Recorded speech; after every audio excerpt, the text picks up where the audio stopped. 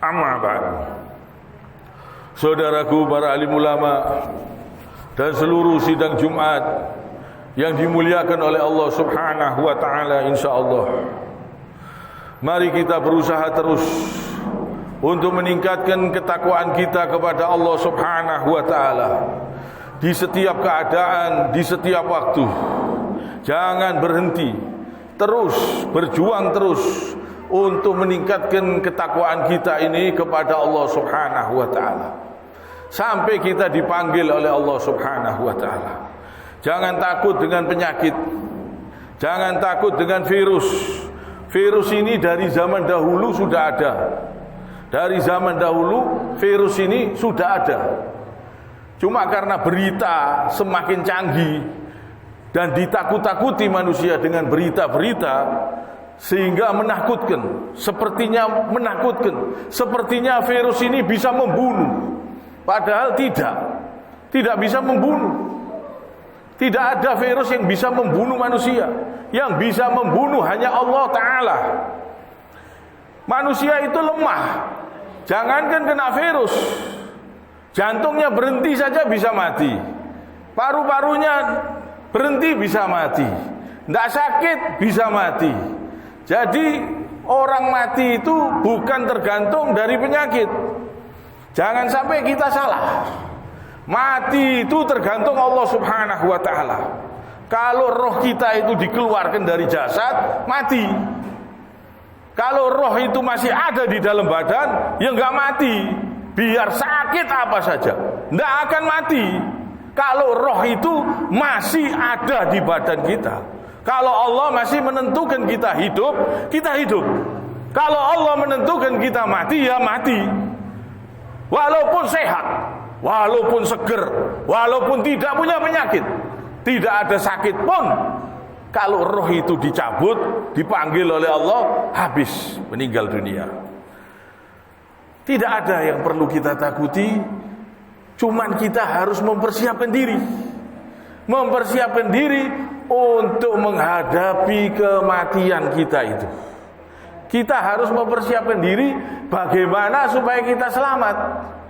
Bukan selamat di dunia ini saja. Kalau selamat di dunia ini saja, kalau dikubur tersiksa, di akhirat tersiksa, buat apa? Bukan keselamatan itu. Keselamatan yang sebenarnya, keselamatan yang hakiki, yang sampai ke surganya Allah Subhanahu wa taala. Jalankan protokol-protokol yang ada di dalam Al-Quran dan Sunnah Nabi Sallallahu Alaihi Wasallam. Kalau kita kepingin selamat sampai ke akhirat, tidak usah khawatir. Orang khawatir tambah bingung, tambah turun imunnya, tambah lemah kondisi badannya. Karena apa? Karena bingung, karena takut. Dengan berita-berita takut, bingung. Jadi kita apa? Kita dekatkan diri kepada Allah Subhanahu wa taala. Baca Al-Qur'an yang sering, yang banyak. Di dalam situasi seperti ini, setan mudah masuk ke badan manusia dan bisik-bisik manusia, nakut-nakuti manusia, mengadu domba manusia, memfitnah manusia, membisik-bisikkan di dalam hati manusia. Setan itu bisa berupa jin, bisa berupa manusia yang jahat. Mereka menakut-nakuti.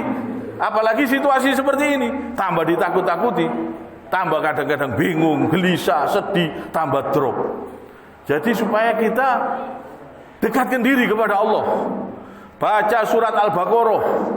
Surat Al-Baqarah, setan tidak berani masuk rumah yang dibacakan surat Al-Baqarah. Baca surat Al-Baqarah, insya Allah badan kita dikasih kesehatan oleh Allah, disembuhkan dari penyakit. Al-Quran dibaca, sering-sering dibaca. Obat. Al-Quran diturunkan untuk petunjuk, dan Al-Quran ini bisa jadi obat. Allah Subhanahu wa ta'ala menurunkan Al-Quran ini banyak fadilahnya, banyak manfaatnya. Kalau diamalkan, kita jadi selamat, kita jadi sehat. Kita menjauhi kemaksiatan, menjauhi perbuatan keji, menjauhi perbuatan haram, menjauhi homer, menjauhi perzinahan, menjauhi perjudian. Lengkap sudah. Kalau protokol dari Allah Subhanahu wa ta'ala sudah lengkap. Kalau kita jalankan keselamatan yang sebenarnya, bukan keselamatan yang menipu. Kalau keselamatan yang menipu, keselamatan di dunia ini saja. Percuma. Di dunia ini biar kita selamat, sehat, tetap mati. Mana ada orang yang hidup terus di dunia ini? Siapa orang yang sehat tidak bisa mati? Tidak mungkin. Biar kita sehat, pasti kita mati di dunia ini. Tidak ada yang bisa mengekalkan kita di dunia ini. Tidak ada. Dunia bukan tempat abadi, bukan tempat selama-lamanya kita tinggal. Dunia hanya tempat persinggahan, tempat sementara. Jadi kita harus sadar. Kita harus sadar, kita ini semua bakal kembali. Kita bakal masuk kubur, bakal dipertanggungjawabkan semua perbuatan kita. Ini sekarang ini WHO kepingin memimpin dunia, kepingin menjadi presiden di seluruh dunia. Dia perintahkan seluruh dunia untuk menurut aturan-aturannya. Bahkan orang sholat pun mau diatur. Keluarga dan rumah tangga orang pun mau diatur. Ini WHO kepingin jadi pemimpin dunia. Tapi nanti Allah Subhanahu wa ta'ala punya makar jauh lebih hebat. Wa makaru makarallahu wallahu khairul makirin. Allah punya makar nanti jauh lebih hebat. Mereka punya makar. Mereka punya makar. Mereka mau menghancurkan dunia, mau menguasai dunia, mau menghancurkan ekonomi, mau menakut-nakuti manusia. Kalau di zaman wabah zaman dahulu Bani Israel, wabah taun, itu betul-betul wabah yang sebenarnya. Paginya kena, siangnya meninggal, insya Allah. Itu taun. Kalau ini apa? Ini virus biasa, dari zaman dulu ada. Cuma manusia ditakut-takuti, diisolasi, tambah tegang, tambah bingung, tambah drop, tambah menjadi sakitnya. Orang yang tidak sakit bisa sakit. Kalau kepikiran, bingung, sedih, tegang, bisa. Jadi orang kita ini harus mendekatkan diri kepada Allah. Kita ini la haula wala quwata illa billah. Jangan sampai kita dibodoh-bodoh. Ini WHO kepingin menjadi pemimpin dunia, tapi nanti Allah Subhanahu wa ta'ala memunculkan Imam Mahdi yang akan memimpin dunia. Kita hidup ini sudah di akhir zaman. Banyak fitnah. Orang yang matinya nikmat difitnah. Orang yang matinya baca Quran dibilang corona. Orang yang matinya lagi sholat dibilang corona. Orang jalan di jalan lagi nikmat-nikmatnya dia berzikir, meninggal dunia, dibilang corona. Jatuh, dibilang corona. Kecelakaan, mati syahid, dibilang corona. Ini fitnah sangat dahsyat. Dahsyat. Jadi semua orang kalau bisa dimasukkan ke corona. Setiap orang kalau bisa dimasukkan ke corona. Ini WHO kepingin memimpin dunia. Mau memimpin seluruh presiden sampai ke RT. Protokolnya mau dijalankan. Supaya kita waspada. Obat-obat di rumah sakit tidak bisa dipercaya. Banyak racun-racun untuk meracun, membunuh makhluk yang namanya virus, tapi akhirnya orangnya yang disikat, orangnya yang kena. Tujuannya mau membunuh virus. Virus ini ada di badan orang, makhluk ini virus mau dibunuh, orangnya yang kena. Supaya kita waspada. Jangan sampai kita tertipu. Supaya kita waspada. Herbal-herbal lebih baik insya Allah. Kita minum herbal lebih baik insya Allah. Supaya kita hati-hati. Ini sudah luar biasa. Disiapkan alat, disiapkan macam-macam untuk menakut-nakuti manusia. Bahkan alat tesnya pun alat tes bohong-bohongan, tidak akurat. Tidak ada alat tes yang akurat, tidak ada. Bohong. Masa alat tes lebih akurat dari manusianya? Orang yang sehat dibilang sakit karena alat tes tersebut menyatakan sakit.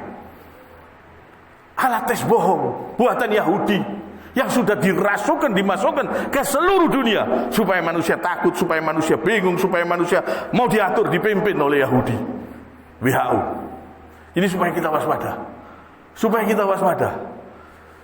Bahkan orang Islam mau merayakan hari raya Idul Adha dibikin seperti ini. Coba kita renungkan. Coba kita renungkan. Kita ini harus mendekatkan diri kepada Allah Subhanahu wa ta'ala. Apalagi di situasi seperti ini. Banyak-banyak berzikir, banyak-banyak mengingat Allah. banyak-banyak mendekatkan diri kepada Allah dan puasa, sering-sering puasa sunnah, apalagi di hari Arafah, tanggal 9 hari Arafah. Barang siapa yang berpuasa, insya Allah dosanya setahun yang lalu dan setahun yang akan datang diampuni oleh Allah. Puasa itu bisa menyehatkan badan. Virus-virus yang ada di badan, insya Allah tidak bisa beranak, tidak bisa berkembang kalau kita sering berpuasa. Puasa, saum bisa menyehatkan badan. Ini obat-obat dari Nabi SAW. Baca Al-Quran, dekatkan diri kepada Allah. Jangan takut, pasrahkan diri kepada Allah. Jangan sedih, jangan bingung, jangan ditakut-takuti. Mendekat kepada istri, mendekat kepada anak, kepada bapak. Walaupun dia sakit, walaupun dia flu, walaupun dia demam, walaupun dia pilek, batuk, jangan dijauhi, tambah drop nanti. Dekati, jangan takut. Sayang tetap disayang, jangan menjauh. Ada orang yang bapaknya sakit, anaknya keluar rumah semua, sampai ngekos gara-gara takut, padahal demam, flu, pilek. Dari zaman dulu sudah ada. Virus-virus ini dari zaman dulu sudah ada. Orang bersin itu dari zaman dulu sudah ada. Sekarang ditakuti, sepertinya serem. Orang batuk sepertinya takut, serem, takut ketularan, takut corona. Pengaruh berita ini sangat dahsyat, sampai kepikiran orang, ditakut-takuti orang. Bisikan setan-setan, setan-setan berbentuk manusia dan setan-setan berbentuk jin. Dia sudah mendikte ke seluruh presiden sampai ke bawahan. Ini supaya kita waspada. Di zaman seperti ini banyak fitnah. Hati-hati. Obat-obat yang dimasukkan ke dalam badan umat-umat Islam ini, hati-hati, bisa meracun. Karena ini obat untuk membunuh virus. Kalau terlalu keras, orangnya yang kena. Jadi supaya kita waspada. Virus dari zaman dulu sudah ada. Pilek, batuk, flu dari zaman dulu sudah ada. Jangan kita jauhi. Keluarga kita yang sakit terus kita jauhi. Terus kita anggap itu corona. Corona dari zaman dulu virus ada. Yang penting kita ini bertakwa kepada Allah Subhanahu wa ta'ala. Hidup dan mati kita ini tergantung Allah, bukan tergantung penyakit. Supaya kita sadar bahwa penyakit tidak bisa membunuh. Rohnya kita itu ditentukan Allah sampai kapan di badan. Kalau Allah belum ngambil, tidak akan mati walaupun diracun. Memang semua itu hanya usaha mereka, mau menghancurkan umat Islam, tapi ketentuan di tangan Allah, ditentukan oleh Allah. Nanti Allah akan memenangkan dengan munculnya Imam Mahdi. Jadi supaya kita waspada. Bagi yang mau berkorban, ada kemampuan berkorban, supaya berkorban. Ini kesempatan di Idul Adha, hari Idul Adha ini sangat istimewa untuk mendekatkan diri kita kepada Allah, membersihkan diri kita dari segala perbuatan-perbuatan dosa. Insya Allah dengan kurban ini mendatangkan ampunan Allah, mendekatkan diri kita kepada Allah. Jangan sampai tidak dikerjakan kalau ada harta, kalau ada uang. Ini perintah dari Allah Subhanahu wa ta'ala. Bahkan Nabi Allah Ibrahim alaihi salam, anaknya disuruh nyembelih.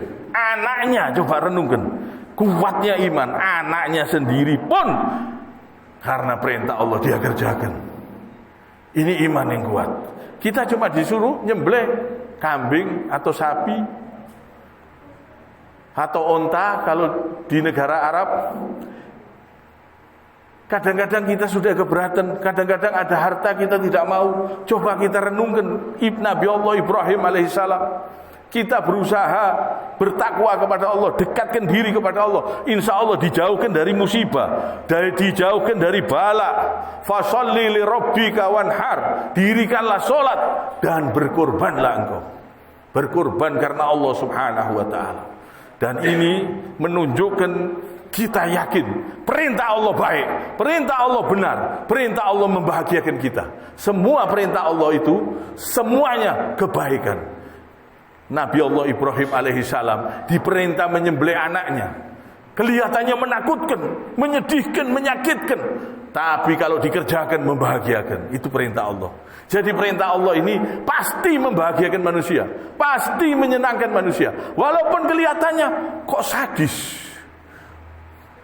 Anaknya sendiri diperintahkan nyembelih, tapi oleh Allah Subhanahu wa taala diganti dengan domba yang besar. Ini perintah Allah. Perintah Allah kalau kita kerjakan, kita amalkan, kita sendiri yang untung. Pasti itu. Perintah Allah itu pasti menyenangkan kita. Jadi kita harus berusaha mengamalkan, mengerjakan. Jangan sampai menolak perintah Allah dengan akal pikiran kita. Walaupun perintah Allah itu kelihatannya sadis, kelihatannya menyakitkan, menyedihkan. Seperti Nabi Allah Ibrahim alaihissalam diperintah menyembelih anaknya, kelihatannya menyakitkan, menyedihkan. Kalau tidak iman yang kuat, tidak mungkin bisa, tidak mungkin berani dibawa ke tempat penyembelihan dan dilaksanakan. Ini orang yang taat kepada Allah Subhanahu wa taala. Akhirnya diberi kebahagiaan oleh Allah, diganti dengan domba yang besar. Jadi perintah Allah pasti menyenangkan kita. Jangan kita takut, jangan kita khawatir untuk mengerjakan perintah Allah. Jangan takut, jangan mau dibisik-bisikin setan supaya borong. Jangan mau. Perintah Allah kerjakan. Hidup di dunia sementara. Apa kita masih hidup setelah Idul Adha? Belum tentu. Kita ini tidak tahu sampai kapan kita hidup. Jantung kita sampai kapan berdenyut. Walaupun berdenyut terus, kalau Allah nyabut roh kita, habis. Walaupun tidak berdenyut, kalau Allah masih kasih hidup, tetap hidup kita. Hidup kita tergantung Allah, bukan tergantung jantung, bukan tergantung paru-paru, bukan tergantung penyakit. Jangan sampai kita tertipu dengan berita-berita ini, supaya kita waspada. Kiranya sampai di sini dulu. Subhanakallahumma bihamdik, asyhadu alla ilaha illa anta, astaghfiruka wa atubu ilaik.